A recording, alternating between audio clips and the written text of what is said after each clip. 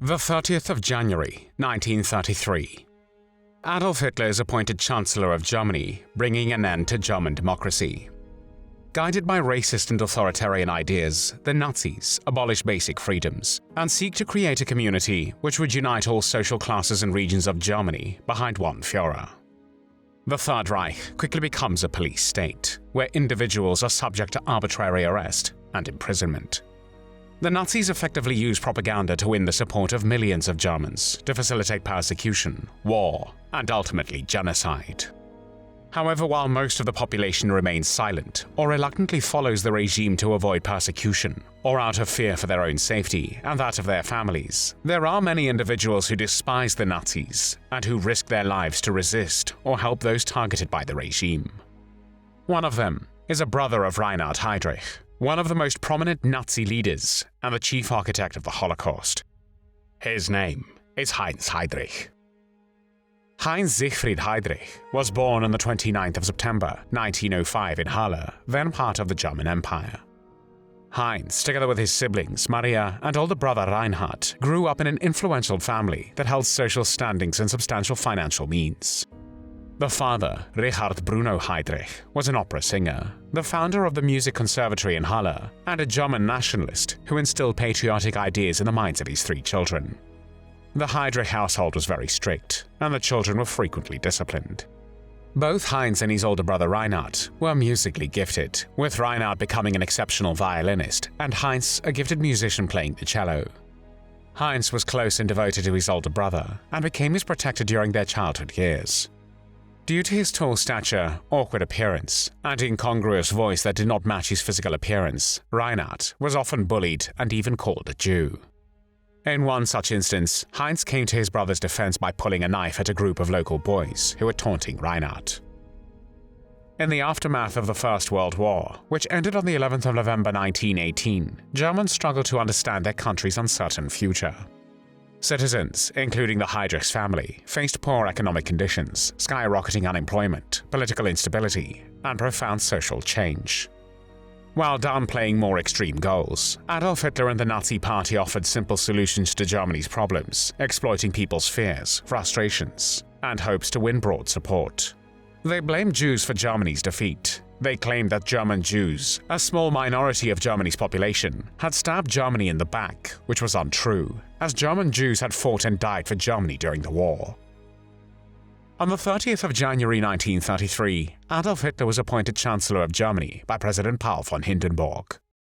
Both Heydrich brothers joined the Nazi Party and SS, where especially Reinhard's career progressed rapidly. Heinz's passion was journalism, and he became the editor of the Munich Illustrated Press in Berlin. Heinz was an anti-Semite, and after the Reichstag fire in February 1933, he wrote the following: "The First and Second Reichs failed because they refused to take account of biological and racial principles, resulting from the laws of nature. This Reich will be cleansed of its Jews." In April 1933, Heinz would also go on to directly advise and assist in the first organized boycott against the Jews. The boycott was presented to the German people as both a reprisal and an act of revenge for the bad international press against Germany since the appointment of Hitler's government. The Nazis claimed that German and foreign Jews were spreading atrocity stories to damage Germany's reputation. Nazi stormtroopers stood menacingly in front of Jewish-owned department stores and retail establishments, and outside the offices of Jewish professionals, holding signs and shouting slogans such as "Don't buy from Jews" and "The Jews are our misfortune." Although the national boycott campaign lasted only one day, and was ignored by many individual Germans who continue to shop in Jewish-owned stores and seek the service of Jewish professionals, the boycott marked the beginning of the nationwide campaign by the Nazi Party against Jews in Germany that would culminate in the Holocaust. The Second World War began on the 1st of September 1939 when Nazi Germany invaded Poland. On the 20th of January 1942, 15 high-ranking Nazi Party and German government officials gathered at a villa in the Berlin suburb of Wannsee to discuss and coordinate the implementation of what they called the final solution of the Jewish question. Reinhard Heydrich, as the chief of the Reich Security Main Office, chaired the meeting. The final solution was the code name for the systematic, deliberate, and physical annihilation of the European Jews. Adolf Hitler had authorized this European-wide scheme for mass murder at some still undetermined time in 1941. None of the officials present at the meeting objected to the final solution policy that Heydrich announced. Most participants were already aware that the Nazi regime had engaged in mass murder of Jews and other civilians in the German-occupied areas of the Soviet Union and in Serbia. Heydrich indicated that approximately 11 million Jews in Europe would fall under the provisions of the final solution. In this figure, he included not only Jews residing in Axis-controlled Europe, but also the Jewish populations of the United Kingdom and the neutral nations such as Switzerland, Ireland, Sweden, Spain, Portugal, and European Turkey. By the time of the Wannsee Conference, Reinhard Heydrich had been head of the Protectorate of Bohemia and Moravia, which was established after the German occupation of Czech lands in March 1939. The Führer gave Heydrich a mandate to enforce policy, fight resistance to the Nazi regime, and keep up production quotas of Czech motors and arms that were extremely important to the German war effort. For his harsh and repressive measures, he was hated by the Czechs and nicknamed the Butcher of Prague. On the 27th of May 1942, Reinhard Heydrich was in his convertible Mercedes when the Czechoslovak paratroopers Josef Gabčík and Jan Kubiš mortally wounded him in Prague. Heydrich contracted an infection and died 8 days later.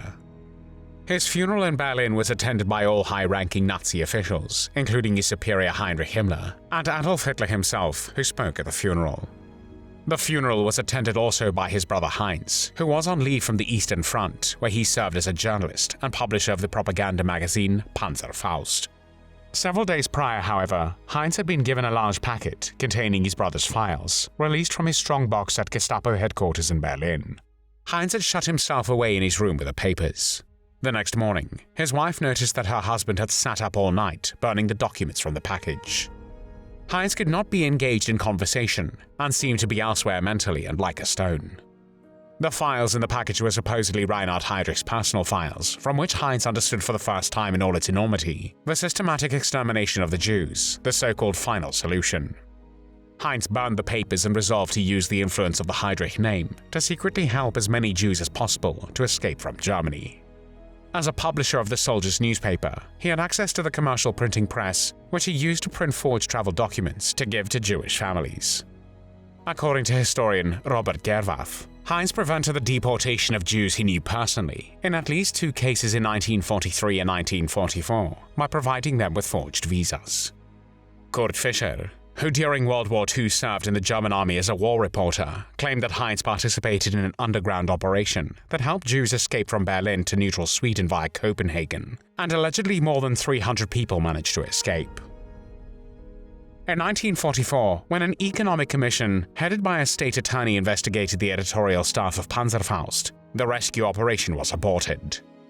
Because Heinz Heydrich thought he had been discovered, he committed suicide to protect his wife and 5 children from the Gestapo. In reality, however, the attorney knew nothing about the forgeries and was only trying to find out the reason for shortages in paper supplies. It is also believed that an upcoming court case against him for theft and corruption could also have played a role in the suicide.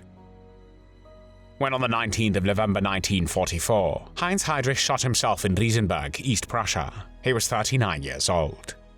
The story of Heinz Heydrich is hardly known today.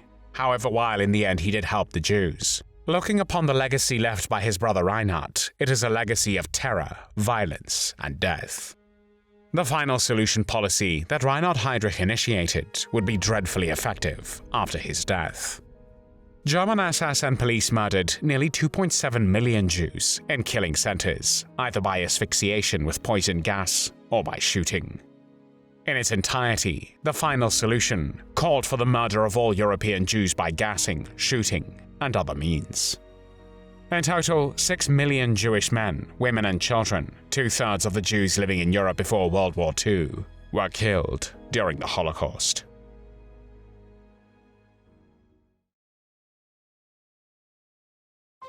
Thanks for watching the World History Channel. Be sure to like and subscribe, and click the bell notification icon so you don't miss our next episodes. We thank you, and we'll see you next time on the channel.